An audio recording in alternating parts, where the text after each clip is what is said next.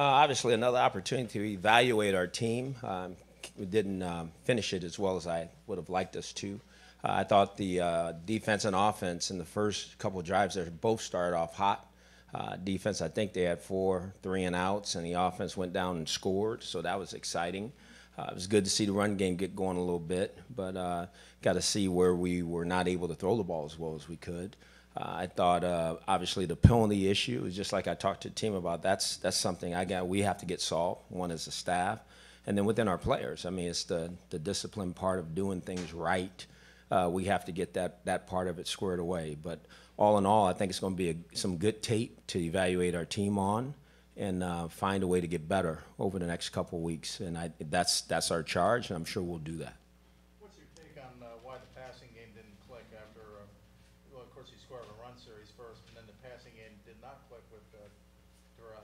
Well, again, I would have to look at the tape, to be for sure. But I just want to make sure that the protection part of it was right. Sometimes I've seen people running free at our quarterback a little bit, maybe an assignment error or something here or there. I thought the quarterback still played well. I thought they put the ball in the right spot when they threw it. We just got to continue to make sure as a unit, in the passing game that we're getting better, and we will.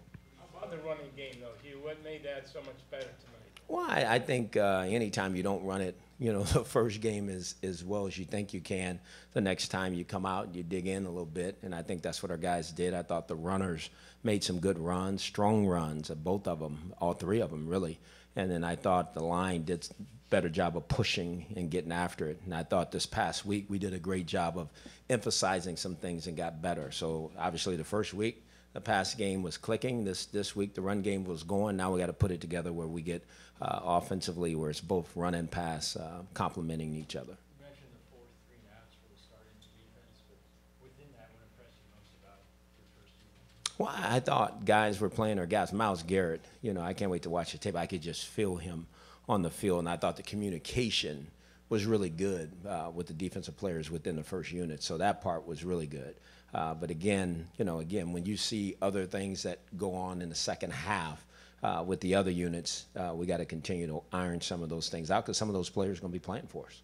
You saw Avery and Kendricks mix in with your 3 starting linebackers from last year. To have 5 guys ability to use like that, just what kind of problems does that present in offense? Well, that's the versatility that we have. Those guys, they bring to the table. And as you guys know, Greg, he has a lot of different packages to play guys in. And again, I think that's an advantage for us because to offenses, they got to figure that out. Where are these guys playing?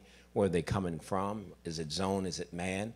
Because I think those guys are very talented. We just got to continue to find different ways to have those guys affect other teams' offenses. How would you assess Baker's play? It looked like he had to deal with some free rushers. No, he did, and he didn't blink. That's what I love about him.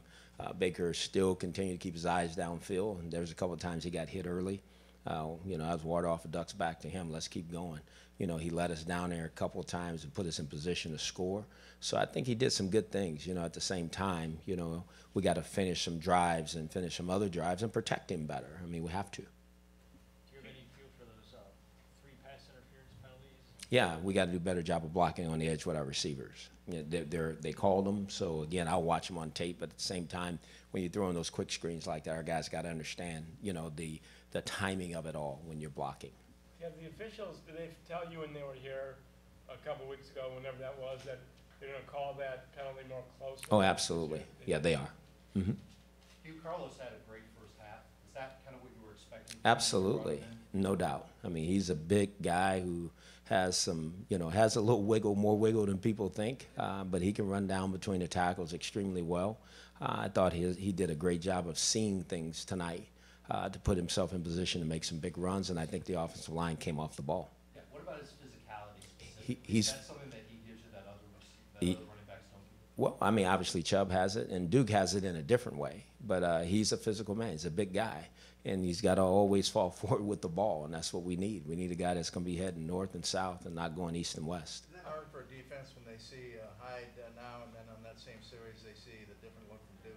Absolutely. Again, you have to make sure you're able to deal with those guys. We have a guy that can run between the tackles and Hyde and Chubb, And we have another guy that can do a lot of different things in Duke. So, I mean, again, that's the versatility of the guys we have. And we'll continue to put those guys in situations where they can have success. How nice was it to see Nick bounce back after that opener where he struggled? And did you say anything to him during the week? No, not really. I just think he, you know, sometimes your first game you start pressing a little bit, you know, and wanting to do well.